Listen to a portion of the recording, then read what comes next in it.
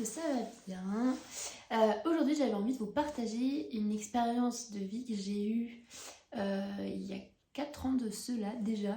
Ça passe trop vite. Enfin bref, c'est l'une de mes expériences préférées et une de mes expériences en fait les plus fortes je pense du haut de mes 20 ans. Donc je suis vraiment contente de vous en parler aujourd'hui et comme du coup vous l'avez vu dans le titre, on va parler de partir un an à l'étranger. C'est incroyable. Si je devais mettre un mot sur cette expérience, c'est incroyable. Mais je vais rentrer un peu plus dans les détails déjà. Comment y aller, comment faire, les niveaux association, comment ça se passe, enfin tout plein de choses en fait qui sont peut-être compliquées en fait de l'extérieur, d'un point de vue extérieur ça peut sembler compliqué de partir un an à l'étranger alors qu'en fait c'est plus simple qu'on ne le pense. Donc let's go, je vais vous en parler tout de suite. Alors premièrement, comment j'ai fait en fait pour partir à l'étranger pendant un an. Donc je suis partie donc en Allemagne, à Hambourg pendant un an, donc de août jusqu'à juin. Donc pas tout à fait un an, mais pratiquement un an en fait, c'est un an scolaire. Donc premièrement en fait, je suis partie avec une association, donc YFU. Ce qui est drôle, enfin on s'en fiche un peu, mais en fait tous les Français disent YFU alors que le monde entier dit YFU. On est vraiment les seuls à le mettre à la sauce française à chaque fois. Donc des fois, lorsque je parlais avec des étrangers, ils disaient YFU, mais personne ne comprenait. Et donc c'était un petit peu gênant. Enfin c'est vraiment l'anglais à la française quoi, c'est toujours pareil. Enfin bon, donc je suis partie avec YFU. Et c'est une association en fait qui met en relation, je suis désolée j'ai des problèmes de voix, c'est pas grave. Donc qui met en relation des familles qui accueillent gratuitement des étrangers pendant un an et en fait qui ont envie de découvrir justement de nouvelles nationalités. Donc c'est donnant-donnant. Nous on vit chez eux, donc on est nourris, blanchis, logés. Et après c'est la famille, si elle veut, elle peut vous emmener voyager, faire des restaurants, tout ça. Ça c'est elle qui voit, mais elle n'est pas obligée. Mais souvent quand vous tombez dans une bonne famille, des fois ils vous emmènent avec vous, évidemment ils ne vont pas vous laisser tout seul chez eux alors qu'eux sont au restaurant. Donc je suis partie un an comme ça à l'étranger, donc dans une famille allemande. Donc j'ai eu quelques couacs en fait, mais ça je vous en parlerai un peu plus tard. D'abord je vais parler plutôt de l'association. Donc c'est une association, c'est l'une des premières en fait à avoir créé des échanges comme ça avec le monde entier. Donc d'abord c'était plutôt avec l'Allemagne, c'était un petit peu pour renforcer la relation France-Allemagne. Et après ça s'est ouvert au monde entier. Donc maintenant il y a l'Espagne, il y a l'Uruguay, il y a le Japon, enfin il y a vraiment tous les pays. Enfin, pas tous les pays du monde évidemment, mais déjà il y a tous les continents. Il y a l'Australie qui est là aussi. Enfin voilà, il y a énormément de choix. Donc moi, mon choix s'est porté sur l'Allemagne. Ça, je vous le dirai plus tard pourquoi. Et donc voilà, ils accueillent des jeunes. Donc à part en Angleterre et en Irlande où les familles sont payées, le reste, les autres familles du monde entier ne sont pas payées. Donc il y a l'Irlande, les États-Unis. Enfin, voilà, il y a énormément de pays. Et donc du coup c'est assez incroyable en fait parce que du coup ça crée pas une dépendance comme les familles ne sont pas forcément payées, ça crée pas une dépendance. Si vous accueille c'est vraiment pour vous qui vous accueille et non pour l'argent. Et ça déjà ça aide vachement parce qu'il y a moins de chances que vous tombiez sur une famille qui soit néfaste et qui fasse ça que pour l'argent et qui vous laisse de côté. Parce que ça peut arriver et ça peut être vachement troublant, ça peut être assez difficile à supporter émotionnellement parlant. Donc avec l'association il y a beaucoup moins de chances que ça arrive. Et donc ça c'est quand même super. Donc maintenant passons un petit peu à l'Allemagne. Pourquoi j'ai décidé de partir en Allemagne? Alors tout d'abord pour la langue, parce que même s'il y en a beaucoup qui vont dire que l'allemand c'est pas très beau, l'allemand c'est pas fun, c'est pas fou, bah moi j'adore, je trouve que c'est vraiment, quand c'est parlé par un allemand c'est vraiment très beau, c'est une langue complexe, complète, mais qui est aussi extrêmement belle en fait. Et quand je parlais allemand je me sentais vraiment à l'aise et vraiment heureuse de parler cette langue. Donc c'est vraiment une langue que j'adore. Et ensuite, au niveau de l'Allemagne, en fait, le pays, j'ai vraiment été choquée dans le bon sens. Parce que déjà, l'Allemagne, c'est, avec l'association, le pays le mieux rodé, si je peux dire. Et le pays qui est le plus engagé, en fait, dans l'association, on va dire, avec la France. Il y a vraiment une bonne relation France-Allemagne. Et je sais que moi, j'avais une bétreuillère qui m'a vraiment aidée, en fait, dans tout ce parcours. Donc une bétreuillère, c'est celle qui s'occupe, en fait, c'est un peu... c'est un peu avec la famille, elle est là pour vous conseiller, pour vous aider, si vous avez des questions, tout ça.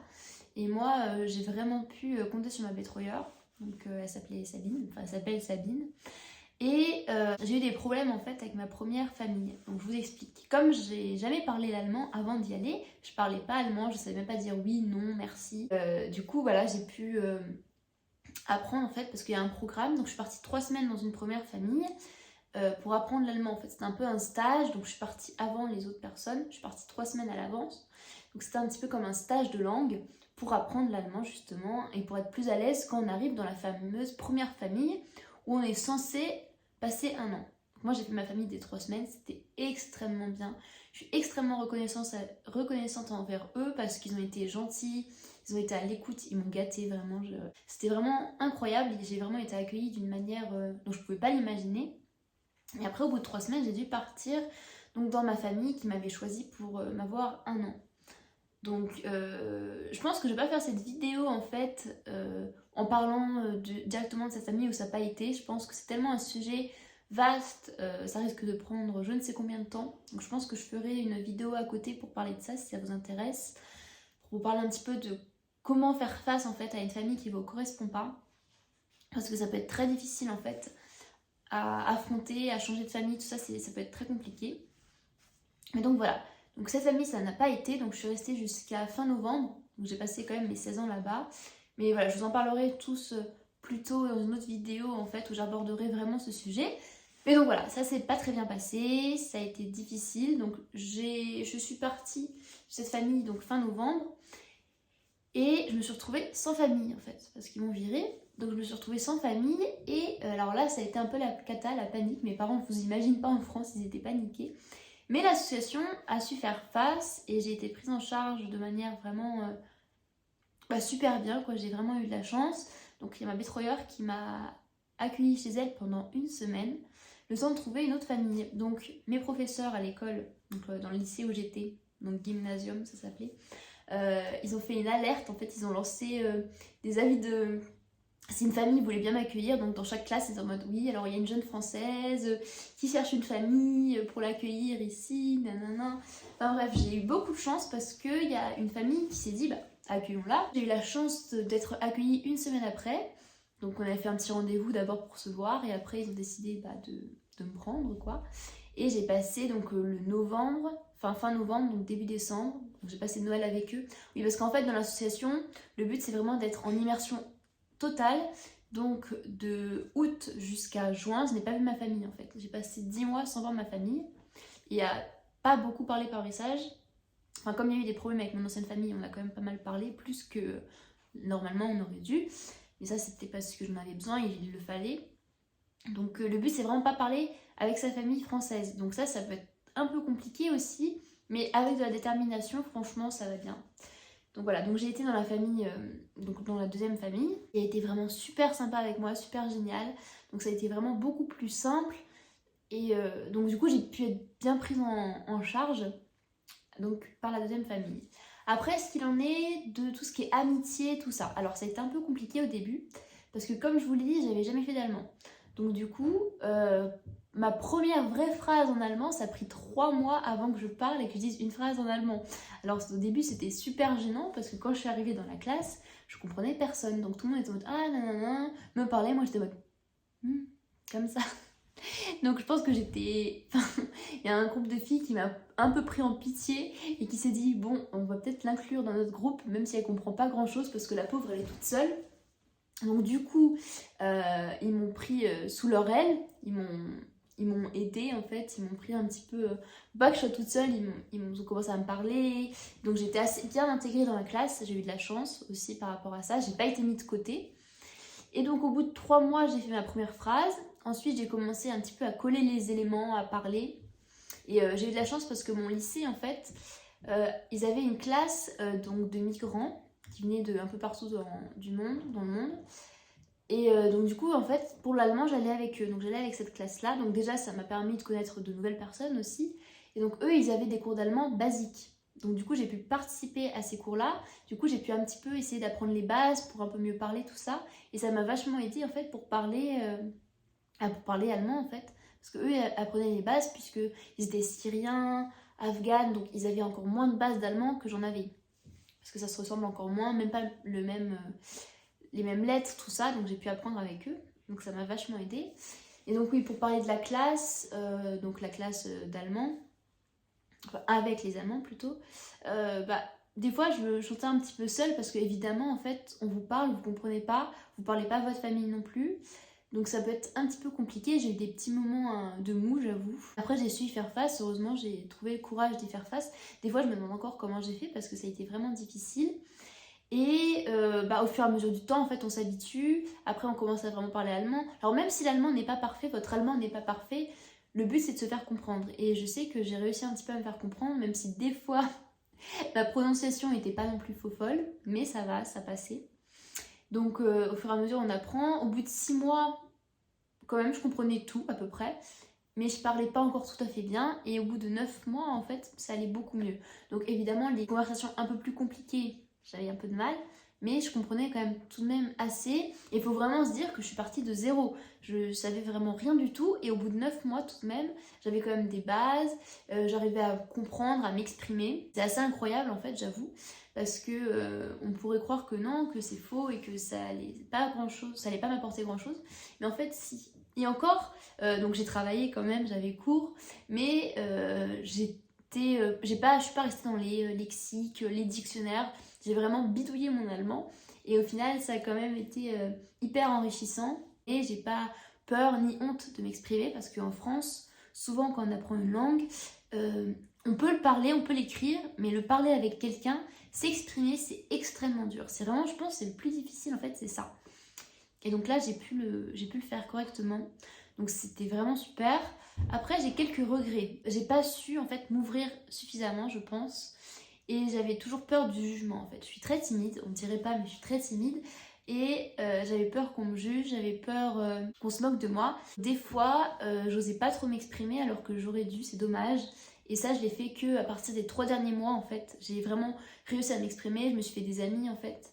Parce que justement, des amis étrangers, parce qu'avec donc mon association en Allemagne, il y a des week-ends un petit peu d'intégration, des week-ends entre étrangers. Donc j'ai eu la chance de partir à Brême par exemple pendant 5 jours. Et c'était vraiment pas cher en fait. On payait juste le logement, la nourriture. En fait, c'était un prix vraiment bradé. Et j'ai aussi pu partir une semaine à Berlin avec encore des étrangers en fait. Et justement, c'est en milieu d'année que ça se passe.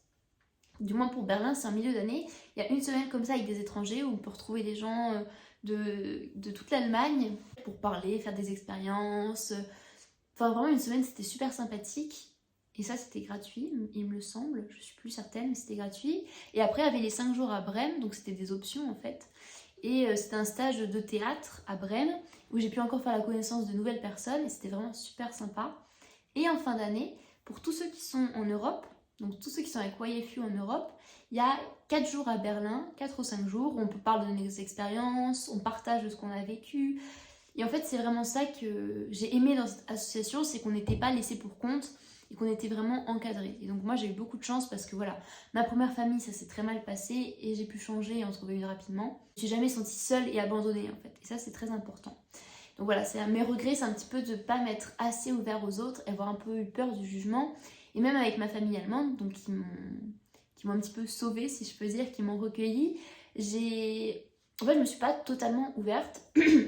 Et ça, je regrette un petit peu, en fait. J'ai pas su leur exprimer la gratitude que je ressentais pour eux parce que ils ont vraiment été géniaux avec moi, mais dû à ma timidité, j'ai pas trop osé et j'aurais peut-être dû. Donc vraiment, si vous partez comme moi, si vous voulez partir 1 an à l'étranger comme ça, c'est important vraiment de laisser les stéréotypes, les a priori derrière et vraiment s'ouvrir au monde parce que c'est vraiment le but de l'expérience, quoi. Aussi, en point positif, donc j'ai battu ma timidité. Vraiment, j'étais très timide et j'ai réussi à la battre. J'ai aussi pu apprendre à m'exprimer en public et c'est vrai que ça, on me le dit souvent, mes professeurs, tout ça me disent que j'ai vraiment une certaine aisance à m'exprimer en public et ça, tout le monde ne l'a pas forcément. Et c'est vraiment grâce à mon expérience à l'étranger que j'ai pu avoir ça en fait et que je pense que je peux autant m'exprimer et aussi bien m'exprimer. Même si bon, des fois je fais des petites erreurs, c'est vrai. Et ça m'a vraiment aidée et ça m'a permis aussi d'apprendre une nouvelle langue, de s'ouvrir au monde, de faire des expériences, de prendre en maturité aussi. Et vraiment c'est... Enfin si je pouvais, je referais l'expérience, je repartirais une 2e année parce que c'est vraiment quelque chose d'extrêmement enrichissant et je regrette nullement de l'avoir fait. Et au contraire en fait, c'est aussi pour ça que je fais cette vidéo. En fait j'aimerais vous pousser à le faire. Donc si c'est un sujet qui vous intéresse, donc j'en parlerai un peu plus longuement sur ma première famille, comment faire face à une famille qui ne vous correspond pas, ou aussi prévoir exactement ce qu'il faut pour 1 an, pas en prendre trop mais en prendre assez. Enfin voilà, il y a plein de vidéos super intéressantes que je pourrais faire. sur le sujet. Donc si ça vous intéresse, excusez-moi, n'hésitez pas à me le dire en commentaire et je partagerai encore plus d'expériences avec vous. Et n'hésitez pas aussi à vous abonner, à liker, tout ça. Enfin, vous connaissez le refrain. Et je vous dis à très bientôt pour une prochaine vidéo. Bisous!